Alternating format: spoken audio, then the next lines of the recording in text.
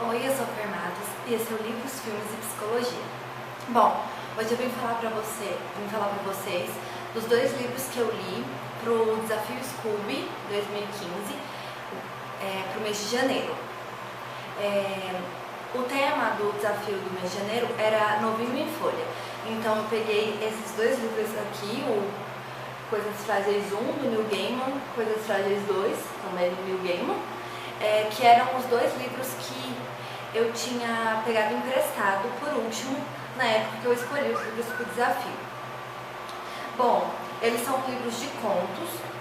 Os dois possuem uma introdução, onde o Neil Gaiman ele começa com uma pequena introdução sobre o livro, e depois ele vai fazendo introduçõezinhas sobre os contos que vão ter no livro. Nesse livro são só contos, já o Coisas Frágeis 2 são contos e poemas. Então, eu vou mostrar aqui pra vocês. E começa com a introdução do livro. Aí depois vai ter pequenas introduções dos contos, tá vendo? O primeiro conto, não sei se está focalizando, mas o primeiro conto é um estudo em Esmeralda, e ele faz uma pequena introdução sobre o conto. Então, o que eu indico pra vocês foi o que eu fiz, que foi ler a introdução geral do livro e depois ir lendo a introdução dos contos por partes. Eu lia a introdução do conto 1 e ia lá no conto 1, a introdução do conto 2 e ia lá no conto 2, assim por diante. Esse livro aqui, eu não gostei muito dele, eu dou 2 estrelas pra ele, é um livro fraco, assim. Já esse aqui eu já gostei mais. Considero um livro 3 estrelas, um livro bom. Se vocês quiserem, se interessarem, quiserem ler, leiam só esse, porque na verdade não é continuação, afinal são contos, e não tem nenhum conto desse que faz referência a algum conto que está nesse, então você lendo só esse, dá pra você ler só esse sossegadamente. Vou começar falando deste aqui. Na introdução geral, a primeira frase que o Neil Gaiman começa o livro é a seguinte: acho que prefiro me lembrar de uma vida desperdiçada com coisas frágeis a uma vida gasta evitando a dívida moral. Eu gostei muito dessa passagem. Ele começa os dois livros da mesma forma e ele vai contar aqui que esse livro ia chamar Essas Pessoas Devem Saber Quem Somos e Contar que Estivemos Aqui. Mas ele resolve chamar o livro de Coisas Frágeis devido a essa frase que eu falei, que foi uma frase que ele sonhou. E aí ele justifica o nome do livro, sendo Coisas Frágeis, pela seguinte frase: parecia um belo título para um livro de contos. Afinal, existem tantas coisas frágeis, pessoas se despedaçam tão facilmente, sonhos e corações também. Gostei muito dessa introdução do livro. Aí ele vai fazendo as pequenas introduções dos contos e depois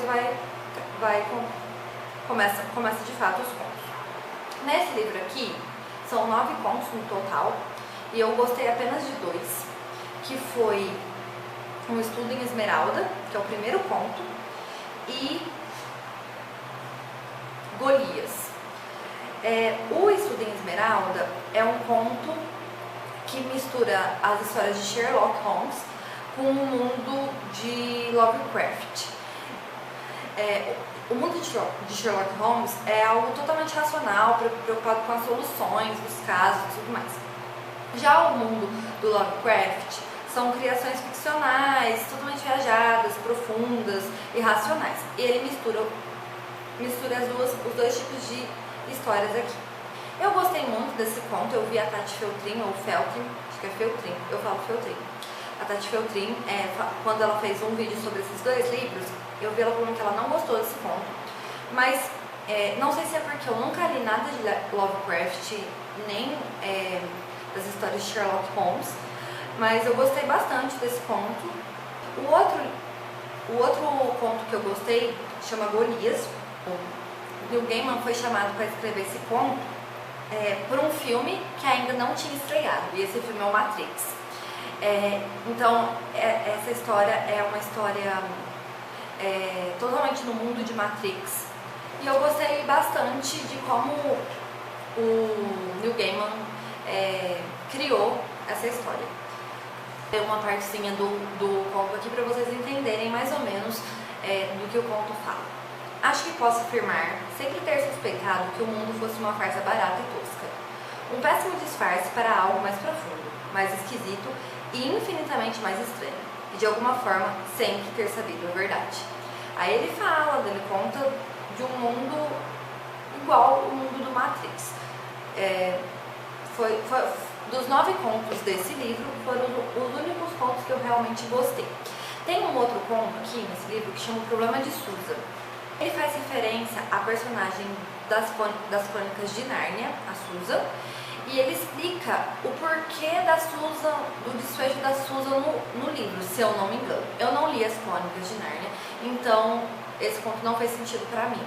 Mas quem leu fala que o conto é muito bom. Como eu não li, eu não posso dar uma opinião concisa sobre isso. Agora falando sobre esse outro livro aqui, Coisas Frágeis 2, 22 histórias entre contos e poemas. Os poemas que eu gostei foi o poema A Câmara Secreta, que se baseia, que é inspirado na história do Barba Azul. Um outro poema que eu gostei foi o poema Instruções, que ele dá instruções de como entrar num conto de fadas. Eu achei bem legal. O último poema que eu gostei, O Dia em que os Discos Voadores Chegaram, ele fala sobre o nosso olhar para as coisas, que às vezes a gente está tão preso olhando para alguma situação, alguma pessoa, que a gente não vê nada que está ao nosso redor. Podem chegar discos voadores que a gente não vai perceber. Já os contos, eu gostei do conto O Cascalho da Ledeira da Memória, que vai contar a história de um menino que ele nunca teve uma história de fantasma para contar, e os irmãos dele sempre tiveram uma história de fantasma. E aí acontece uma coisa X lá com ele, que eu não vou contar para não estragar o conto, e ele começa a se perguntar se aquilo que aconteceu com ele foi uma história de fantasma. Ele não tem muito bem a resposta, fica algo meio misterioso no ar. Uma parte do conto que eu gostei bastante fala sobre realidade e ficção, e eu vou ler para vocês. Gosto das coisas em forma de história. A realidade, no entanto, não vem em forma de história, e as erupções do estranho em nossas vidas tampouco vêm assim. Elas não terminam de forma totalmente satisfatória. Relatar algo estranho é como contar os próprios sonhos. Você pode comunicar os fatos de um sonho, mas não seu conteúdo emocional. O modo como um sonho pode dar cor a todo o seu dia. É uma temática que eu gosto bastante. Acho que todo mundo que gosta de ler gosta bastante dessa coisa em forma de histórias. Eu sempre imagino os fatos da minha vida em forma de história, como eles seriam se não fossem fatos reais, porque a realidade é bem mais difícil que a ficção, né? Mas é uma temática que eu gosto bastante, e eu gostei bastante desse conto. O outro conto que eu gostei chama Pó Amargo, e ele conta a história de um antropólogo que estuda zumbis e de um homem que vai dar carona, e começa a acontecer várias coisas entre esse antropólogo e o narrador, que é o cara que vai dar carona pra ele, que eu não vou contar, mas é bem legal. E em determinado momento do conto surge a seguinte frase: as pessoas aparecem em nossa vida por um motivo. E é algo que eu acredito totalmente, que ninguém aparece em nossa vida sem motivo nenhum. Mesmo a história mais dolorosa serviu para alguma coisa, foi para você entender algo, para você crescer, para algo acontecer na sua vida, mesmo que na hora não faça nenhum sentido, você fala maldição, não queria ter conhecido essa pessoa, mas nenhuma pessoa aparece na nossa vida sem motivo nenhum. Então esse conto, o conto Pó Amargo. O conto que eu mais gostei do livro foi o conto Os Outros, que conta a história de um homem que chega no inferno e tá lá o diabo, o demônio, e ele começa a torturar fisicamente esse cara, e o cara começa a reclamar muito, e ele fala que a tortura física é o de menos. E aí, depois que ele tortura o cara fisicamente com todos os instrumentos de tortura que ele tem, ele começa a desconstruir a vida daquele cara. Ele começa a fazer o cara falar todas as verdades que ele não falou para as pessoas, todos os pensamentos que ele teve em momentos que ele fala ao contrário. E ele percebe que a tortura psicológica, que a tortura da desconstrução da vida dele, que ele fez um monte de coisa errada, é muito mais difícil do que a tortura física. Aí eu vou ler uma parte para vocês. Por exemplo, na desconstrução das mentiras que ele pensou e que ele falou, o demônio faz a seguinte pergunta para ele: onde que você pensou quando a viu indo embora? Se referindo a alguma mulher que foi embora da vida desse homem. Aí ele responde: pensei que meu coração ia se partir. Aí o demônio: não pensou, constatou o demônio sem ódio. Dirigiu seu olhar sem expressão para o homem, que se viu forçado a desviar os olhos. Pensei, agora ela nunca saberá que eu dormia com a irmã dela. Então, esse é um exemplo do que o demônio vai desconstruindo a vida do homem de pouco em pouco. A passagem do conto é a seguinte: o demônio desconstruiu a vida do homem, momento por momento, um instante medonho após o outro. Aquilo era pior que a tortura física. Era como descascar uma cebola.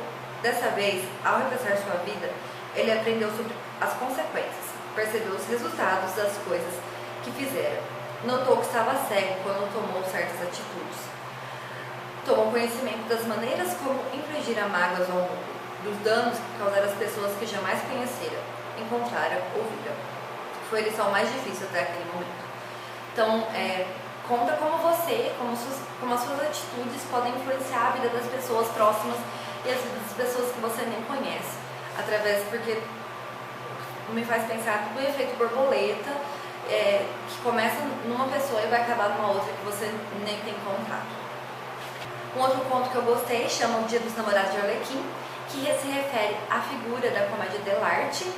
Ele é um zombeteiro, ele usa uma máscara e um bastão, e ele é coberto com uma fantasia cheia de losangos. Ele é apaixonado pela Colombina, também é um personagem da comédia dell'arte, e ele perseguia ela através dos espetáculos que ela fazia.